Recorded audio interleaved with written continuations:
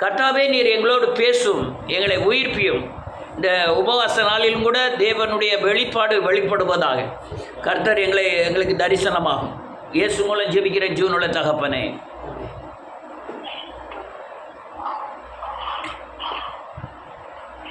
கடந்த நாட்களிலே ஒரு ஆத்மாவோடு நான் பேசிக்கிட்டு இருந்தேன். அவங்க பாஸ்டரை நான் ஒரு 25 வருஷத்துக்கு முந்தி நான் இந்திரா சிஸ்டர் 3 பேர் போய் பார்த்தோம். அவர் ஒரு சின்ன வீட்டில் இருந்தார். அவர் கூட அவங்க வீட்டமாக இருந்தது. ஒரு சின்ன பிள்ளை இருந்துன்னு நினைக்கிறேன், பெண் குழந்தை இருந்ததுன்னு நினைக்கிறேன். எனக்கு 25 வருஷத்துக்கு 2000 நினைக்கிறேன், 2000 அந்த ஒரு சின்ன பெண் குழந்தை இருந்ததுதான் ஞாபகம் இருக்கிறது. அப்படியே பேசிக்கிட்டு இருந்தேன். இப்படி என்னை நடத்தின ஒரு ஊழியர் நல்ல ஊழியம் செய்தார், ஆனால் இப்போ இப்படி விலகினத்தில் இருக்கிறார், என்ன இது எப்படி செய்யலாம் என்னங்கிறத நான் அவர் விழுந்த உடனே என்னை நடத்தின ஊழியர் விழுந்து போன உடனே பெரிய பெரிய ஊழியர்கள் எல்லாம் போய் பார்த்தேன். ஜான் ரவீந்திரநாத்தை போய் பார்த்தேன், நான் ஜோசப் பால் போய் பார்த்தேன். இப்படி பல ஆட்களை போய் பார்த்தேன். எனக்கு துட்டுக்க வேண்டியில்லை. எதை நான் போகிற பாதையை என்னை செம்மைப்படுத்தி கொள்ள வேண்டும் என்பதற்காக இவங்க பெரிய பெரிய ஊழியர்களுடைய வாயிலிருந்து வருகிற ஆலோசனை எப்படி இருக்கிறது அப்படின்னு கேட்க முடியாது. போனேன். ஜோசப்பால் சொன்னார், ட்ரெயின் ஆக்சிடெண்ட் ஆகுது, அடுத்தால ட்ரெயினில் ஏறாமே இருக்காங்க, அடுத்து பின்னால் வர ட்ரெயினில் ஏற தான் செய்தாங்க, அதனால் அவர் போயிட்டாருன்னா பரவாயில்ல, நீ வேறு உங்கள் தேவனுடைய ஊழியத்தை செஞ்சிட்டு இருக்கீங்க அப்படின்னாரு அவர். ஜான் ரவீந்திரநாத் சொன்னார், அவர் இறந்து போயிட்டார். அவர் சொன்னார், நீங்கள் அல்லேலூயா ஊழியத்துக்கெல்லாம் வராதப்பா, ஊழியம்லாம் மோசம், இதெல்லாம் வயிற்று கழுவக்கூடிய வேலை மாதிரி எல்லோரும் சேர்ந்து செஞ்சுக்கிட்டு இருக்காங்க, திருப்பி உன் வேலையை போய் பாருன்னு சொன்னார் ஜான் ரவீந்திரநாத். ஆனால் இந்த ஊழியர் நான் போய் கேட்கும்போது அவர் ஊழியத்தில் வந்த சாட்சிகளை சொன்னார். நான் கேட்ட காரியங்கள் அவருக்கு தெளிவானதோ என்னமோ தெரியல, ஆனால் அவர் சாட்சியை சொன்னார். நான் அதுக்கப்புறம் அவர்கிட்ட கேட்க விரும்பலை, வந்துட்டேன். இப்போ அந்த ஊழியர்கிட்ட தான், அந்த பாஸ்டர்கிட்ட தான் நான் பேசிக்கிட்டு இருந்த ஆத்மா போகுது. அவர் உடனே ஒரு ஊழியத்தை செய்து, அல்லேலூயா, நான் பேரெலாம் சொல்ல விரும்பலை, ஒரு ஊழியத்தை செய்து 3000 பேர் வர ஆரம்பிச்சிட்டாங்க. அந்த இடம் கிடைக்காம இன்னொரு இடத்துல ஒரு அல்லேலூயா சர்ச்சைக்கு 3000 பேர் வாராக்கில் ஒரு சர்ச்சை கட்டி அங்கே ஒரு 3000 பேர் வர்றாங்க. இப்போ வேறு இடத்துல திருநெல்வேலி தான், அவங்க சொன்னது தான் உங்கள்கிட்ட சொல்கிறேன். இப்போ அடுத்தால ஒரு இடத்துல பெரிய பில்டிங் கட்டிகிட்டு இருக்கார். ஐயா, அவர் எப்படி ஊழியம் செய்தார், பாடல் இத்தனை பாடல் சாட்சி சொல்லுவாரா என்னன்னு கேட்டேன். இதெல்லாம் விவரம் கேட்டேன். அந்த ஆத்மா சொன்னது ஒன்றுமே இல்லை, தீர்க்க தரிசனம் கரெக்டாக சொல்லுவார். தீர்க்க தரிசனம் அப்பப்போ எனக்காக ஜோமனதுக்கு என் முன்னால் வந்து நின்ட்டார்னா என்னை பற்றி தீர்க்க தரிசனம் சொல்லுவார். அவர் தீர்க்க தரிசனம் சொன்னதெல்லாம் அப்படியே நடக்கு. நான் இப்போ பைக்லேருந்து கீழே விழுந்துட்டேன், அது கூட அவர் உங்கள் வீட்டில் ஒரு பிசாசு ஆளுது அப்படின்னு சொன்னதுனால அந்த பிசாசு தான் என்னை தள்ளி விட்டுன்னு நினைக்கிறேன் அப்படின்னு அந்த சிஸ்டர் என்கிட்ட சொன்னாங்க. எனக்கு பயங்கர வருத்தமாக போச்சு. ஏன்னு கேட்டால், நான் கல்லறை தோட்டத்தில் வாழ்கிறேன்னா ஆண்டவரோடு வாழ்கிறேன்னா, என்றைக்கோ ஒரு நாள் பிசாசு வருது நிச்சயம், ஆனால் பிசாசு குடியிருக்க முடியுமா அப்படின்லாம் பல கேள்விகள் எனக்குள் உண்டானது. இந்த தீர்க்க தரிசனத்தை, இந்த தரிசனத்தை, இங்கே ஞான திருஷ்டியை அந்த ஊழியக்காரர் அந்த மாற்றமான கிரியைகளை செய்யலைன்னா இப்போ வருகிற 3000 பேரை அவர் சம்பாதித்திருக்கவே முடியாது. ஆனால் இது பரலோகம் அங்கீகரிக்குமானா கண்டிப்பாக அங்கீகரிக்காது. ஏன்னா நம்ம விடுதலை பண்ணுகிறவர். நம்ம இப்போ எழுப்புதல் ஊழியத்தில் கூட அநேகர் சாபத்திலேருந்து வந்தாங்க, பரம்பரை சுவாபத்திலேருந்து வந்தாங்க, ஜாதியே இருக்கக்கூடாதுன்னு ஜாதியை சொல்லி அடித்தேன். இப்படி பல காரியங்களை எழுப்புதல் ஊழியத்தில் நம்ம நடைமுறைப்படுத்தி வருகிறோம். ஆனால் அவர் அப்படி சொன்னதுனால அந்த ஒவ்வொரு ஆளுக்கும் ஒவ்வொரு மாதிரி தீர்க்க தரிசனங்கள். வண்ணார்பேட்டையில் இந்த ரோட்டில் உனக்கு 1 சென்ட் 2 சென்ட் இடத்த தேவன் தருவாருன்னு அப்படின்னு சொல்லிட்டார் ஒரு ஆள்கிட்ட தீர்க்க தரிசனம். இப்படி பல தீர்க்க தரிசனங்கள். நீ கார் வாங்குவ, நீ பங்களா வாங்குவ, நீ வீடு கட்டுவ, நீ உனக்கு 2-3 குழந்தைகள் உண்டாயிருக்கும், உலகத்தில் மேன்மையாக இருப்ப, உனக்கு பதவி உயர்வு கிடைக்கும், நீ வீடு அழலியா இடங்களை வாங்குவ, இப்படின்னு பல தீர்க்க தரிசனங்கள். இது யாவும் பைபிளில் இல்லாத காரியங்கள். இந்த தீர்க்க தரிசனம். ஆனால் இந்த காரியங்களில் நுனி அளவு கூட எழுப்புதலில் நீங்கள் பார்க்க முடியாது. அந்த அந்த ஒன்லி சிலுவை உபதேசம், ஒன்லி உன் பாவத்துக்கு தான் உன்னுடைய துன்பத்துக்கு காரணம், ஒன்லி உன் குடும்பத்தில் பிசாசு அசைபாட காரணம் நீ செய்கிற முன்னோருடைய சாபம் அல்லது நீ செய்கிற பாவம் தான். இதனால் இதை அறிக்கை செஞ்சிட்டுன்னா பிசாசிலிருந்து விடுதலை ஆகலாம். இதுதான் ரட்சிப்பு, அனுதின ரட்சிப்பு, அனுதின பாவ மன்னிப்பு, மனம் திரும்புதல். இதை குறித்து தான் சொல்கிறதுனால இன்னைக்கு 15 பேரோடு நாம் இருக்கிறோம். ஆனால் அவருக்கு கூடிகிட்டே இருக்கு, ஏகப்பட்ட பேர். அந்த இடம் பிடிக்கலையாம், வேற இடம் வாங்கி அதில் பெரிய சர்ச்சு கட்டுறாரு திருநெல்வேலியில். எனக்கு வைத்திருச்சல் இல்லை, ஆனால் என்னால் அவர் தீர்க்க தரிசனத்தை சொல்லி ஆட்களை சேர்க்கிறார். நான் சிலுவையை சொல்லி ஆட்களை தேவ சிலுவைக்கு நேரம் கொண்டு போக விரும்புகிறேன். ஆனால் இதுக்கு அநேகர் மனம் திரும்புவதற்கோ பாவ மன்னிப்பு அடைவதற்கோ புது சாயல் ஆவதற்கோ காணாததை நம்புவதற்கோ தேவ ஞானத்தினால் பேசுவதற்கோ அநேகருக்கு விருப்பம் இல்லை. அதனால தான் யாரும் நம்ம புளோரிண்டா சர்ச்சில் கூட இந்த 10 மாதங்களாக ஏகப்பட்ட பேரை சந்திச்சிருப்போம். ஆனால் அவர்களெல்லாம் இந்த சத்தியம் கரெக்டு அப்படின்னு தான் சொல்கிறாங்க, பின்பற்றுறதுக்கு விருப்பம் இல்லை. பின்பற்றதுக்கு காரணம் என்னென்னா, அங்கே எங்கேயோ போய் மறந்த அந்த தீர்க்க தரிசனங்களை கேட்குறதுக்கு அல்லையா கர்த்தரை ஆசீர்வதிப்பாருன்னு சொல்கிறதுக்கு, நீங்கள் ஜோம் பண்ணாமல் வேறு யாரோ ஜோம் பண்ணுவாங்கன்னு சொல்கிறதுக்கு, இதுக்கு அந்த ஆளை தேடுகிறதுனால தான் இன்றைக்கி சபைகளில் கூட்டம் அதிகம். ஆனால் இதை எனக்கு சகிக்க முடியலை. என்னால் நான் பிரயாசப்படுகிறேன், பிரயாசத்தின் பலன் இல்லை. நீ எப்படி நினச்சாலும் சரி, பாளையங்கோட்டைக்கெலாம் என்னால் போயிட்டே வர முடியல. ஒரு தடவை சாப்பிடாம இருந்தாலும் கைகாலெலாம் பறக்க ஆரம்பிச்சிருது. நான் இன்னைக்கு இப்படியாலும் சர்ச்சுக்கு வரும்போது 10 நிமிஷம் படுத்துட்டு தான் வரேன். அது மென்டல் டிப்ரெஷன் அதிகம். இதெல்லாம் அல்லையா பார்த்துட்டு தான் வரேன். இந்த காரியத்துக்காக யாரும் பதில் சொல்ல முடியாது. நீங்கள் ஞானத்தினாலோ அல்லையா உங்கள் அறிவினாலோ என்னை திட்ட முடியுமே தவிர, என்னை குறை சொல்ல முடியுமே தவிர, இதுக்கு உண்டான ஆலோசனைகளை கொடுத்து தூக்கி எடுக்க தான் கிறிஸ்துவின் வழிகளை தவிர குறை சொல்வது ஏதாவது சொல்லலாம். யார் வருவா, யார் முன் நிற்கா, யார் ராஜ்யத்தை கட்டுவதற்கு முன் நிற்கிறா, அதுதானே முக்கியம். இந்த தரிசனம் என்றால் என்னங்கிறது ஜனங்களுக்கு தெரியாம தான் இந்த தீர்க்க தரிசனம் போய் விழுந்து மாண்டு போகிறார்கள். அதுவும் பாளையங்கோட்டையில் ஏதோ ஒரு ஆண்டி இருக்காங்க போல் இருக்கு. அந்த யாரை பாருங்க அந்த ஆண்டியை தான் சொல்லுவாங்க. அது எந்த தோண்டின்னு தெரியல. நீங்கள் இப்போ நல்லவனாக இருக்கலாம், ஆனால் தேவனுடைய ராஜ்யத்தை கட்டுகிறவனாக இருக்கணுமே. நல்லவன் பரலோக ராஜ்யத்துக்கு போக முடியாது. ஆனால் நான் அந்த அம்மாவை குறை சொல்லணும்னு சொல்லலை. அங்குக்குள்ள தேவனுடைய ராஜ்யம் எப்படி கெட்டதுக்கு முயற்சி பண்ணுறாங்க, அதுதான் முக்கியம். இயேசு கிறிஸ்துவின் நாமத்தின் தரிசனம் என்றால் என்ன? இவங்க தீர்க்க தரிசனம் அல்லையா தேவனுடைய அல்லையா தரிசனம் என்பது எல்லாரும் சொல்லுங்க பார்ப்போம். எல்லாரும் இருக்கீங்களா? தேவனுடைய தரிசனம் என்பது ஒரு நபர் கடவுளை பற்றி தெரிந்து கொள்வதற்கும், கடவுள் நம்மை எப்படி பார்க்கிறார் என்பதை உணர்ந்து கொள்வதற்கும் சிறப்பான வழியில் தேவன் வெளிப்பாடை பெறுவதற்கு உதவும் ஒரு நிகழ்வுக்கு பேர் தான் தரிசனம். அதாவது தேவன் நம்ம எப்படி தெரிஞ்சிருக்கார், நான் எப்படி தேவனை தெரிஞ்சுக்கணும், அவர் ஆலோசனை எப்படி பெறணும் அப்படிங்கிறத ஒரு நிகழ்வா தேவன் வெளிப்படுத்துகிறாரு, உணர்வின் அடிப்படையில் வெளிப்படுத்துகிறாரு. அதுக்கு பேர் தான் தரிசனம். நான் பரலோகத்துக்கு போனேன். அங்கே பரலோகத்திலிருந்து ஒரு பெரிய கான்ஃபரன்ஸ் நடந்தது. நான் அனுதின பரலோகத்துக்கு போகக்கூடிய பெரிய பெரிய ஊழியக்காரர்களாக இருக்கா. எத்தனை அட்டுழியங்கள். நல்ல காலங்க பரலோகத்துக்கு யாருனவன் ஒருவனும் இல்லை, இறங்கினவன் ஒருவனும் இல்லை. நான் ஏசுனார கண்ணால் பார்த்தேன்னு பேசுகிறாங்க. அதை நம்புறதுக்கு பல கோடி ஜனங்கள் இருக்காங்க. அதனால் அது சொல்கிறதே நம்புறதுக்கு அநேகர் இருக்காங்க. நான் நேருக்கு கண்ணால் பார்த்தோம்னா கார் இந்த அடிப்படையில் நீங்கள் இந்த சைடு பார்த்தீங்கன்னா இயேசுவை அல்லையா காணக்கூடாதவர், அவர் அதரிசனமானவர்.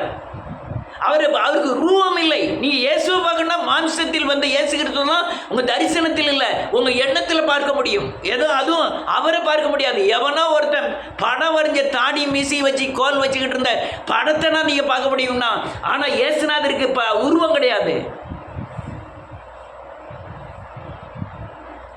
ஆனால் அநேகர் நான் பார்த்தேன், அநேகர் நான் பேசினேன். உணர்வின் அடிப்படையில் தான் நீங்கள் தரிசனத்தை தரிசிக்க முடியும். நான் அநேக சத்தியங்களை பிரசங்கித்தேன். நீங்கள் அநேக சத்தியங்களை முன்னால் பிரசங்கித்த எல்லாத்தையும் எடுத்து பாருங்க. உணர்வின் அடிப்படையில் தேவன் வசனத்தை தந்து தேவன் அதற்கு சாரத்தை தந்து உயிர் தந்து அதை வெளியே பிரசங்கித்து அநேகருக்குள்ள அந்த உயிர் போய் அநேகரை விடுவித்ததை நான் பார்த்தேன்.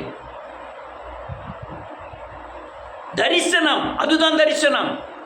அநேகர் என்ன நினைக்கிறாங்க, அல்லேலூயா, இந்த தரிசனத்தை சொல்லி தான் அந்த அல்லேலூயா அதுவும் இவங்க சொல்ற தரிசனங்கள் தீர்க்க தரிசனங்கள். தீர்க்கம் என்றால் என்ன? உறுதியானன்னு அர்த்தம். தரிசனம் என்றால் என்ன? பார்வை என்ற அர்த்தம். பார்வை என்பது இந்த கண்ணினால் பார்க்க முடியாது, உணர்வின் அடிப்படையில் தான் தேவனை பார்க்க முடியும். அநேகர் தரிசனம் கண்டேன், அதெல்லாம் எடுக்க நேரம்ல தரிசனம் கண்டேன் சொல்லுகிறார்கள்னு ஏசாயா, எசேக்கியேல், எரேமியா தீர்க்க தரிசனம்லாம் எழுதியிருக்கிறது. அவங்களுக்கு ஐயோன்னு எழுதப்பட்டிருக்கிறது. எந்த ஐயோவோ? ஆனால் இன்னைக்கு உலகத்தில் மேன்மையாக காணப்படுகிறவர்கள் பரலோகத்தில் இழிவாய் காணப்படுவார்கள்.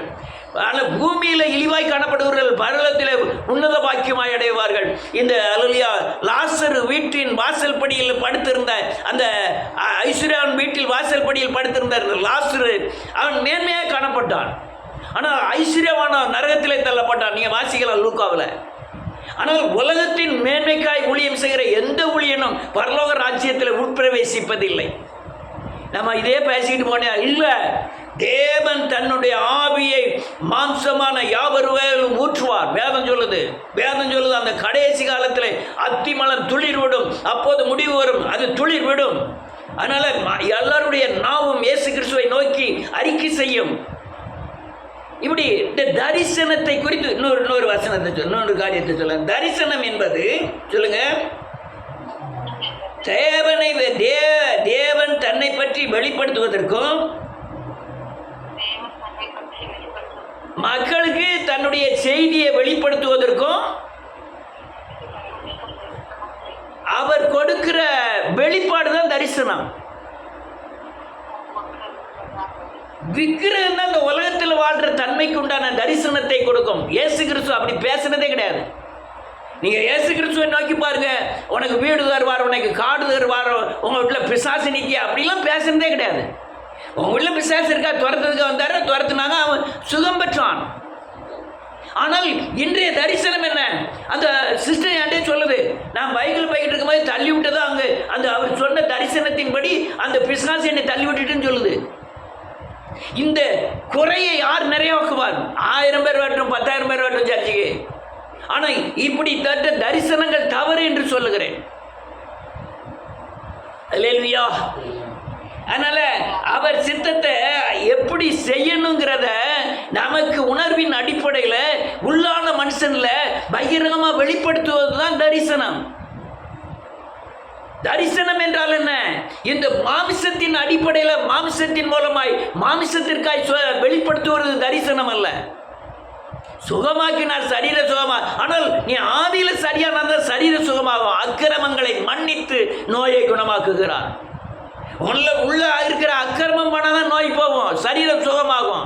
இனி பாவம் செய்யாதே என்று சொன்னார். உள்ள இருக்கிற மனுஷனை சரி பண்ணணும். புறமான மனுஷன் அழியணும், உள்ளான மனுஷன் வல்லமையாய் பலப்படணும். காண்கிறவைகளை அல்ல, காணாதவைகளை நேசிக்க வைக்கணும். அல்லேலூயா. நம்புகிறவைகள், அல்லேலூயா, நம்ப முடியாதவைகள், காணக்கூடாதவைகள், இது தரிசனமாய் பெற்று நாம் தேவனுக்காய் நிற்கணும் இயேசுவின் நாமத்தினாலே. இந்த நான் ஒரு அசைவை மட்டும் மாற்றி அமைச்சு அதுக்குன்னு ட்ரைனிங் எடுத்து அதுக்குன்னு நான் ஊழியம் செய்திருப்போம்னா நீங்கள் எத்தனையோ பேர் சந்தித்திருக்க முடியும். ஆனால் இப்போ நடக்கிற எங்கள் வீட்டில் நடக்கிற எந்த காரியமும் என்னுடைய முயற்சினால் நடந்ததல்லன்னு எல்லாத்துக்கும் தெரியும். ஒவ்வொரு காரியமும் என்னுடைய முயற்சினால் நடந்ததில்லை. அதே போல தான் ஊழியத்தின் பாதையும் இப்போ என் முயற்சினால் நடந்ததல்ல. என்றைக்கோ ஒரு நாள் சொன்னேன், பாளையங்கோட்டையில் தான் எழுப்புதல் ஊழியம் வரப்போகுது, அங்கிருந்தால் அநேக இடங்களுக்கு ஊழியமே போகுது. ஆனால் அதுக்கு பிரயாசப்படணும், அதுக்கு ஓடணும்னு பல வருடங்களுக்கு முன்பாகவே சபையில் அறிக்கை செய்தேன். செஞ்சிருக்கணும். எல்லாரும் இருக்கீங்களா? செஞ்சிருக்கணும்.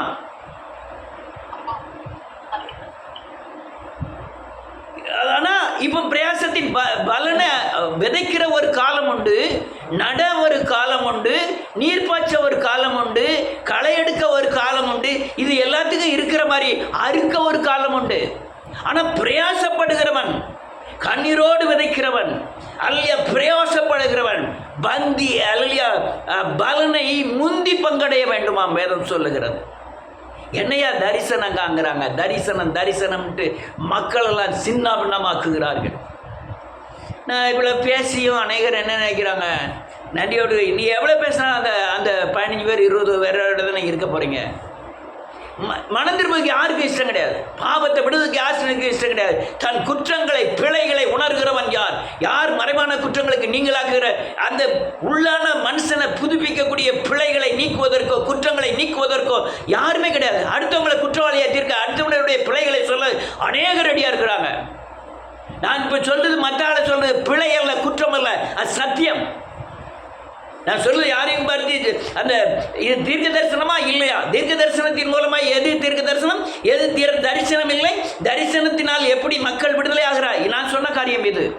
நான் குற்றவாளியாக இருக்கிறதில்லை. ஆனால் நீ சத்தியம் இல்லாதத சத்தியத்தை சத்தியம் இல்லை நீ குற்றவாளியாக அது தவறு. நான் யாராவது ஊழியம் செய்யும்போது சத்தியத்தின்படி நடந்து அவங்க சத்தியம் இல்லாத இல்லை சத்தியத்தின்படி நடந்து அது சத்தியம் இல்லை அவரை குற்றவாளியாக தீர்த்தோம்னா அது தவறு. சத்தியத்துக்கு விரோதமாய், எழுப்புதலுக்கு விரோதமாய், வேத வசனங்களுக்கு விரோதமாய் அல்லையா மக்கள் ரட்சிக்கப்படுவதற்கு உண்டான தடையை உண்டாக்குகிற எந்த சக்தியையும் அல்லையா சரியானபடி போதிக்கிறதுக்கு தான் எழுப்புதல் ஊழியம். குற்றவாளியாய் தீர்க்கிறதற்கு அல்ல. எனக்கு அவருக்கு என்ன, இயேசுவுக்கு விரோதி, எனக்கு விரோதி. இயேசுவுக்கு அல்லையா மக்கள் விடுதலை ஆகுவதற்கு விரோதமாக இருக்கிற எந்த சத்தியமும் எனக்கு ஒத்தது அல்ல. அது சரியான தவறு. ரைட். இயேசுவின் நாமத்தினாலே அதாவது தரிசனம் என்பது வார்த்தையினால என் மனசை நிரப்பி இருதயத்தின் உள்ளான மனுஷனில் வல்லமையாய் பலப்பட்டு என் அடக்கக்கூடாம 5 ஐம்புலன்கள் வழியாய் வெளிப்படணும் தரிசனம். நீ இது இந்த யார் ஏசாயா இதெல்லாம் பார்த்தீங்கன்னா ஒவ்வொன்றையும் கொடுத்து தரிசனம் கண்டான். எகிப்து குறித்து தரிசனம் கண்டான், நேப்காத் நேசரை குறித்து தரிசனம் கண்டான், இஸ்ரேலை குறித்து தரிசனம் கண்டான். எல்லா தரிசனத்தையும் சொன்னான். பல ஓமைகளை கூட தரிசனமாய் சொன்னான். அல்லது எலும்புகள் பள்ளத்தாக்கை குறித்து, திராட்சை கொடிகளை குறித்து, அல்லலியா கோயவன் கையில் இருந்த மண்பானையை குறித்து எல்லா தரிசனங்களை வெளிப்படுத்தினான் தீர்க்கதரிசிகள். ஆனால் இன்னைக்கு வஞ்சிக்கப்படக்கூடிய தீர்க்க தரிசனங்கள் ஏகப்பட்டது. ஆனால் அவர்களுடைய மரணமும் கொடியதாக இருக்கிறதை கண்டேன். அவன் ரொம்ப பேரை சொல்ல முடியும், நிறைய பேர் அலுவலி அப்படிலாம் இறந்தாங்கிறத சொல்ல முடியும். ஆனால் அவங்க உயிரோடு இருக்கும்போது அவங்க வீட்டு வாசலில் வந்து படுத்திருப்பாங்க. எங்க மேலாரத்தில் போய் பார்த்தீங்கன்னா விடிய காலம் 5 மணிக்கு விடியதுக்குள்ளே அவங்க பரவாசலில் தான் திறந்து பழங்கிக்கிட்டாங்களே தவிர முன்னாசில் திறக்க மாட்டாங்க. முன்னாசில் அவ்வளோ ஆட்கள் வந்து கூடியிருக்கும். எங்கே விடிய காலம் 6 மணிக்கு நான் தெருவில் வியாபாரம் பார்த்துக்கிட்டு போவேன். அந்த அம்மா வீட்டை ஏற்றி பார்ப்பேன். அந்த அம்மா வீட்டில் 6 மணிக்கு ஆட்கள் வந்து உட்காந்துருக்கோம். என்னதுக்கு? நான் எப்படி இருக்கேன் தரிசனம் சொல்வதற்கு. அவங்க வீடு அப்படியே நடு பாதியாக 2ஆக கீறிட்டு உடனே இந்த ஊரை விட்டு அவங்க சென்னைக்கு போயிட்டாங்க. அல்லேலூயா. இப்படி பல காரியங்களை சொல்ல முடியும். தரிசனத்தை பற்றி நான் 2-3 தரிசனங்களை சொல்கிறேன். வாசிக்கலாம். ஆதியாகமத்தின் புத்தகம் 12வது அதிகாரம்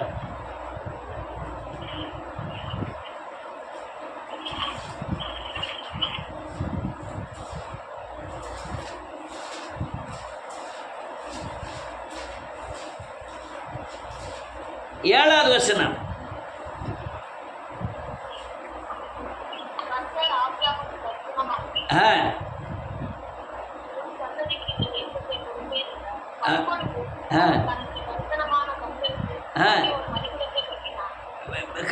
அதுக்கு மேலே இருந்து தரிசனத்தெல்லாம் பேசுறாரு. உன்னை ஆசீர்வதிப்பேன், உன்னை பெருக பண்ணுவேன், அல்லலியா உன் ஜாதியை அல்லலியா உன் பேரை பெருமைப்படுத்துவேன், உன்னை பெரிய ஜாதியாக்குவேன், அல்லலியா உன்னை ஆசீர்வதிப்பேன், உன்னை சபிக்கிறவர்களை சபிப்பேன், பூமியில் இதெல்லாம் எல்லாத்தையுமே இருதயத்தில் வார்த்தையினாலே கொடுக்கிற ஒரு தரிசனத்தின் ஏவுதல். நீங்க அதே இது மோசே பார்த்தீங்கன்னா அவன் கண்ணால காண்கல, அல்லது அவன் இருதயத்தின் கண்களினாலே பார்க்கிறான். இந்த மாமிசம் அப்படியே அடங்கிருந்தான். ரெண்டு மனுஷன் இருக்கான், உள்ளான மனுஷன் ஒன்று, வெளியான மனுஷன் ஒன்று. இந்த வெளியான மனுஷன் காண்றான்னு அநேகர் பேசுறாங்க. இல்ல அவன் உள்ளான மனுஷன்ல தான் காண்கிறான். ஆனா செய்கைகளின் கிரியைகளை வெளிப்பட்டதா இருந்தது. ஏன்னா அது அது அது வேறு உலகத்தினுடைய வெளிப்பாடுகள். அந்த வெளிப்பாட்டை காண்பிக்கும் போது அவன் அல்லது இருதயத்தின் நம்ம மாமிசத்தின் கிரியைகள்லாம் காணக்கூடியவைகளாக இருக்கும். தேவனுடைய தரிசனங்கள் காணக்கூடாதவைகளாக இருக்கும். அது யார் கண்டுகிட முடியும்? நீங்கள் ஆவியில் சத்தியத்தின்படி நடக்கிறவர்கள், வேத வார்த்தையின்படி நடக்கிறவர்கள், ஆவியிலே நிரம்புகிறவர்கள், பரிசுத்தமாக இருக்கிறவர்கள் மட்டும்தான் இந்த தரிசனங்களை காண முடியும். இப்போ யார் கேட்டாலும் தரிசனம் தான் சொல்கிறாங்க. என் கூட இப்போ ட்ரெயினில் ஒரு பிரதர் இருந்தார். அவர் அந்த நம்ம கார்குறிச்சிக்காரர், சேர்மாய்க்கு அடுத்த கார்குறிச்சிக்காரர். நான் அழகான தரிசனம்லாம் சொல்லுவேன், தீர்க்க தரிசனமாக சொல்லுவேன்.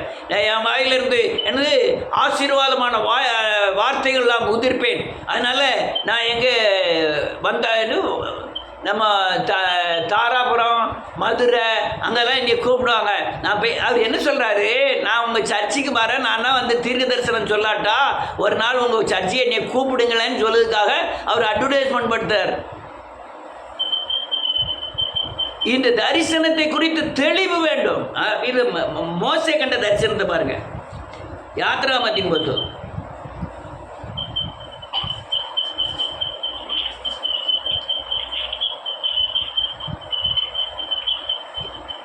இது 6 செல்லுக்கு 4வது அதிகாரம்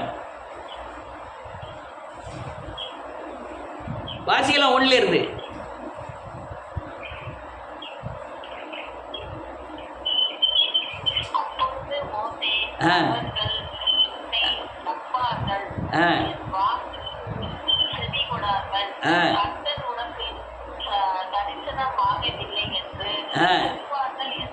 ஆமென்.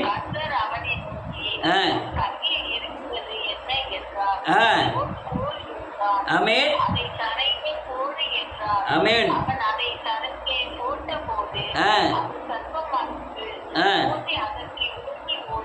ஆமென்.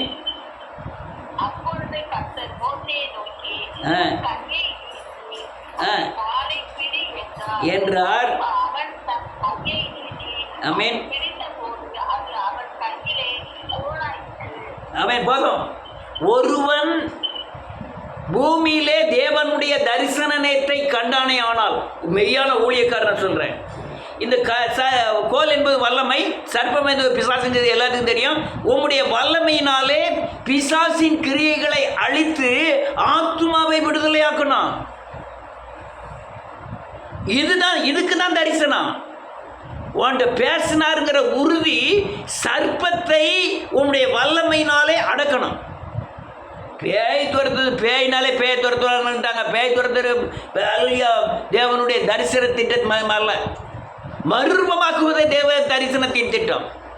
இயேசுவை போல மாற்றுவதே தரிசனத்தின் திட்டம். நீ உயிர் திறந்ததுக்கு முன்னால உள்ள தரிசனமானாலும் சரி, உயிர் திறந்த பின்னால் உள்ள தரிசனமானாலும் சரி.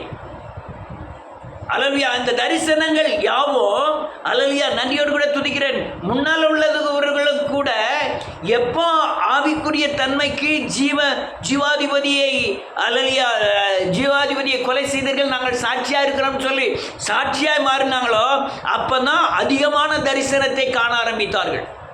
நான் ரசிக்கப்படவே இல்லை, தேவன் என்னை அழைத்தார், அது ஒரு தரிசனத்தின் அடையாளம். என் இருதயத்தில் ஏவுதலை கொடுத்தார், நீ வேத கோயிலுக்கு போ, பைபிளை படி, அது பரிசுத்தத்தில் ஜீவி, இதெல்லாம் தரிசனத்தின் அடையாளங்கள். இது உறுதிப்படும் போது விசுவாசத்தின் பலன் கூடாகும். நீ சர்ப்பத்தை உன்னுடைய வல்லமையினால் அழிக்க தான் தேவன் தரிசனத்தை கொடுக்கிறார். அந்த சுகமாக்குகிறார், அந்த கண்ணீரை துடைக்கிறார். கண்ணீரை துடைக்கணும்ல, துடைக்கணும்ல. ஒரு ரைட்டு, தேவன் எனக்கு தரிசனமானார், நான் இந்த ஆத்மாவை குறித்து என்ன தரிசனத்தை வைத்திருக்கிறேன்? இப்போ ஒரு ஆள் குடிகாரராக வராரு, இந்த குடிகாரர் பார்க்கும்போது இவர் ஊழியமே செய்ய முடியாது. ஆனால் நான் அவருக்குள்ளே இருக்கிற பேய்க்காய் ஜெபம் பண்ணி பேயிலிருந்து விடுதலை ஆகி அவர் ஒரு நல்ல ஊழியக்காரராய் மாறுவார்கிறது நான் தேவன் மேலே வைக்கிற தரிசனம். இந்த தரிசனத்தை தேவன் நிறைவேற்றுவதற்காக, நான் வைக்கிற தரிசனத்தை நிறைவேற்றுவதற்காக எனக்கு தரிசனத்தை தருவார். அந்த ஆளை எப்படி எப்படி நடத்தணும், எப்படி பேசணும், என்னென்ன வசனங்கள் சொல்லணும், எந்த நேரத்தில் பேசணும் அப்படின்னு இருதயத்தில் எனக்கு தரக்கூடியது தான் தரிசனம். நான் அந்த ஆத்ம விடுதலைக்கு தான் தரிசனம். வீடு காடு பங்களா அதெல்லாம் கட்டுவதற்கெல்லாம் தரிசனம் கிடையாது. அது பழைய ஏற்பாடு காரியங்கள். ஆலயத்தை இப்படி கட்டு அப்படி கட்டு, அதெல்லாம் பழைய. புதிய ஏற்பாடு உயிர் தெழுந்த உடனே அல்லையா விசுவாசத்தில் பலப்பட்டு ரட்சிக்கப்படுவதற்கு அந்த தரிசனங்கள். அப்புறம் தோமாவே என் கையில் விரல போட்டு பாருன்னு சொன்னார். அவர் என்ன உயிர் தெழுந்தா இயேசுநாதர். ஏன் உயிர் தெழுந்த இயேசுநாதர் சரீரத்தில் வந்தார்? அவருடைய சரீரம் இந்த பூமிக்குரியது அல்ல. அதனால அவர் சரீரத்தில், நீங்களும் அல்லையா உயிர் தெழுந்து பரலோகத்துக்கு போன பிறகு அவர் சரீரத்தில் வெளிப்படுவதில்லை, அவர் ஆவியில் தான் வெளிப்படுவார். அப்படி உண்டான காரியங்கள் நீங்கள் எங்கேயும் பார்க்க முடியாது. என்ன விரல போடு, அதில் மீனை பொறிச்சு கொடுத்தது சீசர்களுக்கு, இதெல்லாம் அதுக்கப்புறம் நீங்கள் பின்னால் உள்ளதெல்லாம் பார்க்க முடியாது. அப்போ அல்லையா பவுல் தரிசனம் கண்டான். அதில் ஒரு பயங்கர வெளிச்சம் மோதிய, ஒரு சூரிய வெளிச்சத்தை காட்டிலும் பயங்கர வெளிச்சம் மோதியது. அல்லையா ஏன் என்னை துன்பப்படுத்துகிறாய், முள்ளில் உதைக்கிறது உனக்கு கஷ்டமாமே கடினமாமேன்னு சொல்லி வெளிப்பட்டது. அது தரிசனம். ஆனால் பேதுரு கண்டது ஞானதர்சி. ஒரு கூடு ஒன்று வைக்கப்பட்டிருந்தது, அந்த கூட்டில் எல்லா மிருகமும் இருந்தது, 4 முனையில் கெட்டிருந்தது. இவங்க உறங்கிக்கிட்டு இருக்கும்போது கீழே இறங்கி வந்ததை கண்டேன். அது ஆண்டவர் சொன்னார், இதை அடித்து பூசினாரு. நான் பரிசுத்தமானவன், அந்த அதெல்லாம் அடித்து பூசிக்க மாட்டேன்னு சொன்னேன். நான் பரிசுத்தமானதை நீங்கள் தீண்டா என்னது? இது ஞான திருஷ்டி. ஞான திருஷ்டிக்கும் தரிசனத்துக்கும் வித்தியாசங்கள் உண்டு. ஞானம் உள்ளவனுக்கு மட்டுமே ஞான திருஷ்டி. யாருக்கு ஞானம்? கர்த்தருக்கு பயப்படுதலை ஞானம். ஞானம் உள்ளவன் திருஷ்டி பார்க்கிறான். ஞான திருஷ்டி என்றால் ஆத்ம ரீதியிலும் தத்துவ ரீதியிலும் ஒருவன் அறிவையும் உணர்வையும் மனதையும் தூய்மைப்படுத்தி உண்மையான ஞானத்தை அடைவதற்கு உண்டான பார்வையாகும். நீ இந்த படங்கிறதே விடுங்க, நம்ம உலகத்தில் கண்ணில் பார்க்கிற மாதிரியே விடுங்க. உணர்வின் அடிப்படையில் தான் பார்க்க முடியுமே தவிர இந்த வெளிப்படையான பார்வைகள்லாம் பார்க்க முடியாது. பேய் வெளியே தெரியும். நீ எங்கே பேயை பார்த்தாலும் வெளியே. நீங்கள் புதிய ஏற்பாடில் அப்படி உண்டான இதை இயேசுநாதர் உயிர் தெழுந்து போன அப்புறம் அப்போஸ்தலர் நடவடிக்கைகளுக்கு அப்புறம் உள்ள காரியங்களில் இப்படி காரியங்கள்லாம் நீங்கள் பார்க்கவே முடியாது. உணர்வின் அடிப்படையில், அதுவும் ரட்சிக்கிறதுக்காக, அதுவும் பரலோராஜ்யத்துக்கு ஆயத்தமாவதற்காக, அதுவும் வேத வசனத்தை சத்தியமாய் மாற்றுவதற்காக, இதுக்காண்டிய தரிசனங்களை அநேகம் கொடுத்தார். தரிசனம் தேவை. தீர்க்க தரிசனம் இல்லாத இடம் சீர்கெட்டு போகும். அதனால ஒவ்வொரு மனுஷனுக்குள்ள வெளிப்பாடுகள் வித்தியாசமானவைகள். ஒருவனுக்கு சத்தியத்தின் அடிப்படையில் வெளிப்பாடுகள் வெளிப்படலாம். ஒருவனுக்கு ஒரு அபிஷேகத்தினாலே அடிப்படையில் வெளிப்பாடுகள் உண்டாகலாம். சிலருக்கு ஒரு வீட்டில் நடக்கிற எல்லா காரியத்தையும் வெளிப்படுத்தலாம். எதுக்கு? அந்த ஆத்மாவை பரலோராஜ்யத்துக்கு ஆயத்தமாக, அவன்கிட்ட பணம் கரைப்பதற்காக அல்ல. ஆனால் பணம் கறப்பதற்கு செய்கிற ஊழியத்தில் இந்த உலகத்தில் மேன்மை இருக்க காரணம், அல்லையா பணம் கறக்காம தேவனுடைய ராஜ்யத்தின் மகிமைக்கென்று எழும்புகிற ஊழியத்தின் தன்மை குறைஞ்சிருக்கிறதுனால தான். நீங்கள் எவ்வளவு பேர் பரிசுத்தவான்கள் அதிகமாக இருக்கிறோமோ அங்கே தேவ பிரசன்னம் அதிகமாகும். தேவ மகிமை அந்த மலையை மூடிற்று. தேவ பிரசன்னம் ஆண்டவரை ஆசரிப்பு கூடாரத்தை மூடிற்று. அங்கே பிரசன்னம் அல்லையா பரிசுத்தவான்கள் அதிகமாக தேவ மகிமை அப்படியே மூடும் இயேசுவின் நாமத்தினால. இது இப்போ நம்ம போராட்டமே அதான் போராடிட்டு இருக்கோம். கள்ள தீர்க்கதரிசிக்கும் நல்ல தீர்க்கதரிசிக்கும், கள்ள ஊழியர்களுக்கும் நல்ல ஊழியர்களுக்கும், அந்தி கிறிஸ்துவுக்கும் பிசாசுக்கும், இதுதான் போராட்டமே. உலகத்தில் கிறிஸ்துவனுக்கு போராட்டமே இதுதான். நீங்கள் அந்த பக்கம் சாஞ்சிட்டீங்கன்னா உங்களுக்கு பிரச்சனை இருக்காது. இந்த பக்கம் சாயணும்னா கஷ்டம். இந்த பக்கம் ஜாயின் பண்ணால் நீங்கள் அடித்து பார்ப்பீங்க. ஒரு ஒரு ஒரு விசுவாசியை பைபிள் பைபிள் கொண்டாந்து படி, பைபிள் படி, ஜோம் ஒருத்தரும் கேட்க மாட்டாங்க. போராட்டம் அப்படியே நீங்கள் செய்கிற ஊழியம் தவறுன்னு தான் பேசுவாங்க. இது பயங்கர, இது அந்திகிறிஸ்துவின் பேயோட போராடக்கூடிய பயங்கரமான போராட்டம். நீங்கள் அங்கே கூட்டி கழித்து பார்த்தா விசுவாசி சரியாக இல்லைன்னா ஊழியக்காரன் சரியில்லைங்கிற மாதிரி ஆக்கிடுவாங்க. பின்னால் திரும்பி பார்த்தா அவன் செஞ்ச ஊழியங்களை அதெல்லாம் நினச்சே பார்க்க மாட்டாங்க. ஊழியக்காரன் சரியில்லை. எவ்வளவு அல்லையா பிரயாசங்கள், ஓவர் பிரயாசங்கள். ஒரு 10 பைசா வாங்காமல் காலையிலும் சாயங்காலமும் ஒரு ஊழியனை எடுத்து அல்லையா நீங்கள் ஜெபக்கூட்டம் நடத்துங்கன்னு சொல்லுங்க பார்ப்போம். யாராவது ஒரு ஊழியக்காரனை கூப்பிட்டு நீங்கள் வந்து விடிய காலமும் சாயங்காலமும் கரெக்டாக எல்லா விசுவாசிகளும் வரதுக்கு முன்னே நீங்கள் எந்திரிச்சு ஜெபம் பண்ணி ஊழியத்தை நடத்தணும். 10 பைசா எதிர்பார்க்காம இப்படிலாம் போய் அலைஞ்சு ஊழியம் செய்யணும். ஆனால் ராஜ்யத்தை கட்டணும். தரிசனத்துக்காக செத்துக்கிட்டு இருக்காங்க மக்கள். தீர்க்க தரிசனத்தில் போய் செத்துக்கிட்டு இருக்காங்க ரொம்ப பேர். எது தரிசனம், எது ஞான திருஷ்டி, எது தீர்க்க தரிசனம்னே தெரியல. தீர்க்கமான ஒரு தரிசனம் தான் தீர்க்க தரிசனங்கள். தீர்க்கம்னா உறுதின்னு அர்த்தம். உறுதியாய் ஆவியில் பார்க்கக்கூடிய உணர்வு தான் தீர்க்க தரிசனங்கள். அநேகர் அதை அல்லையா நன்றியோடு கூட துதிக்கிற ரொம்ப அல்லையா மாண்டு போகிறார்கள் ஜனங்கள். நம்ம சேர்மாரெல்லாம் தீர்க்க தரிசனம் சொன்ன ஆட்களுடைய நிலைமையெல்லாம் நீங்கள் பார்த்துருக்கணும். அவங்க தீர்க்க தரிசன முறைகளை நீங்கள் பார்த்துருக்கணும். பயங்கரமாக இருக்கும். சர்ச்சில் 200 பேருக்கு மேலே இருப்பாங்க. ஒரு அந்நிய பாஷை பேசிட்டு தீர்க்க தரிசனத்தை சொல்லுவாங்க. சபையை அந்த அந்த அந்த அந்த ஆத்மாவுக்கு நடுங்கும். ஏதோ ஒரு பயம் அதுக்கு மேலே. ஆனால் என்ன சீரியல் பார்த்துட்டு வந்தால் நான் தீர்க்க தரிசனம் சொல்லுவோம்னா எவ்வளோ பெரிய அட்டுழியங்கிறத அன்னைக்கு புரியாமல் தான் இருந்திருக்கு இயேசுவின் நாமத்தினால. இதெல்லாம் தீர்க்க தரிசனமா? நான் தீர்க்க தரிசனம் சொன்னால் 4 பேர் எனக்கு பைசா கொடுப்பாங்க அப்படின்னு நினைக்கிறது தீர்க்க தரிசனமா? அன்றைக்கி சபை ஆத்மாக்களை கட்டி வச்சிருக்கிறது. அநேக சபைகளில் தீர்க்க தரிசனம், அநேக சபைகள் பாட்டு, அநேக சபைகள் அல்லையா இந்த கதை, பைபிளை வச்சு ஒரு கதை சொல்கிறது. அநேக சபைகளில் வாழ்க்கையில் நீ மேன்மை அடைவாய்ன்னு சொல்லி உள்ள வசனத்தை போதிக்கிறது.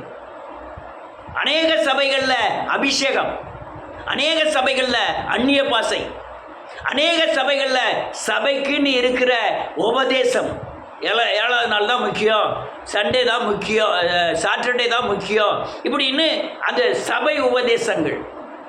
அநேக உபங்களில் அறிவின் அடிப்படையில் பைபிளை விளக்கம் போதிக்கிறேன் அதுக்குன்னு போர்டு, அதுக்குன்னு அல்லையா புக்கு, இதெல்லாம் அதுக்கு அப்பாற்பட்டது. ஆவிக்குரிய தன்மையெல்லாம் அதுக்கு அப்பாற்பட்ட சக்தி. ஞானத்தில் சுய ஞானம் எங்கே வந்துட்டு அங்கே பேய் வந்துட்டுன்னு அர்த்தம். சுய ஞானத்தை ஒழிச்சா தான் தேவ ஞானம் வளரணும்.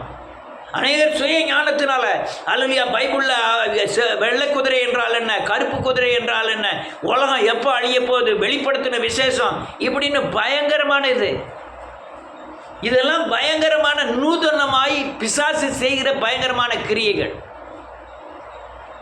அநேக சபைகள் அல்லையா சடங்காச்சாரம். இப்படியே 9 மணிக்கு ஒரு பல்லு, 10 மணிக்கு ஒரு பல்லு, கரெக்டாக உட்காந்துருக்க கடவும் எழுந்திருக்க கடவும் போக கடவும், அவ்வளோதான். ஏன்னா அது ஜாதி சங்கங்களின் கூடுகை. இப்படி பல காரியங்களில் பிசாசானவன் உலகம் முழுவதும் இருக்க சபையை தன்னுடைய கட்டுகளுக்குள்ள அடக்கி வைத்திருக்கிறான். நீ தரிசனம் பெற்றவர்களாய் மாறணும். எல்லாரும் தரிசனம் பெற்றவர்களாய் மாறணும். அதான் அல்லையா சகரியாவிலே மல்கியாவிலே கத்துறான், சரிய தரிசனத்தை பெறுங்கள்னு. உள்ளான உணர்வு ஒன்று ஆவியானவர் பேசுறதுக்கு உண்டான இருதயம் வேண்டும். இருதயம் ஆண்டவர் வெளிப்படுத்துகிற, ஆண்டவர் தன்னுடைய உணர்வை, தன்னுடைய ஆதங்கத்தை, தன்னுடைய அல்லையா செய்ய போகிற காரியங்களை உன் இருதயத்தில் வைக்கக்கூடிய இருதயம் அவருக்கு தேவை. இங்கே 1000 பொருளாசை தீர்க்க தரிசனத்தை கண்டோம்னா எவ்வளோ பெரிய துரோகம். அதே மாதிரி நான் முடிக்க போகிறேன். மாம்சத்துக்குரியவைகளை ஆவிக்குரியவைகள் மூலமாக தான் அல்லையா அழிக்க முடியும். உங்கள் வீட்டில் ஒரு ஆள் தரிசனமோ தீர்க்க தரிசனமோ அல்லது ஞான திருஷ்டியோ சொப்பனத்தையோ சொல்கிறாங்கன்னா நீ ஆவிக்குரிய முறையில் இதை சரி பண்ணு, அதை செய்வார்னு சொல்லணும். நீ பாவத்திலேருந்து விடுதலையாக, அப்போ தான் உனக்கு பாதுகாப்பு கிடைக்குன்னு சொல்லணும். பிசாசை விடு, அப்போ தான் ஆவியானவர் வருவார்னு சொல்லணும். இதுதான் தரிசனத்தின் அடிப்படை திட்டங்களே. தேவ திட்டமே அதான். ஆனால் நீ சாரையமும் குடிச்சுக்கோ, தேவன் உங்களோட இருப்பாருங்கிறது பயங்கரமான தவறான காரியங்கள். நீ வேசித்தனை எவ்வளவு நாளும் பண்ணு, கர்த்தர் உன்னை ஆசீர்வதிப்பார்னு சொல்றாங்க. அது தரிசனம் அல்ல, தீர்க்க தரிசனம் அல்ல. அநேகர் அதுதான் விரும்புகிறாங்க. நாம் செய்கிற தன் வாழ்க்கையை தொடாத ஒரு தீர்க்க தரிசனம் வேண்டும், நான் தொடாத ஒரு ஊழியம் வேண்டும். தன் வாழ்க்கை நடைமுறைகளை சீர்படுத்த விரும்பாத அநேகர் தன் வாழ்க்கையை தொடாத ஒரு பிரசங்கம் வேண்டும், ஒரு ஊழியர் வேண்டும், தனக்கு ஏற்ற போதகர்கள் வேண்டும். எப்போ மொழிவு கொடுத்துக்கிட்டே இருக்கணும், ஆசீர்வதிப்பார்னு சொல்லிக்கிட்டே இருக்கணும். நான் ஜெபம் பண்ண மாட்டேன், நீர் அவர் ஊழியக்காரர் ஜெபம் பண்ணுவாருங்கிற மாதிரிலாம் இருக்கிறாங்க. இதெல்லாம் காரியங்கள். தரிசனத்தை நீங்கள் பாவத்தை விட்டாதான் எழுப்புத அந்த தரிசனமானது உங்கள் இருதயத்தில் நிலைநிறுத்தப்படும். ஒவ்வொருவரும் தேவனை தரிசிக்கிறவர்களாய் மாறணும். நீங்கள் மாம்சம் அழிக்கப்பட்டு ஆவியில் எழும்பினால் மட்டுமே ஆண்டவர் உங்கள் அல்லேலூயா உங்கள் இருதயத்தின் ஆழத்திலிருந்து தரிசனத்தை மட்டுமல்ல, தரிசன தேவ திட்டத்தையும் உங்களுக்கு தருவார்.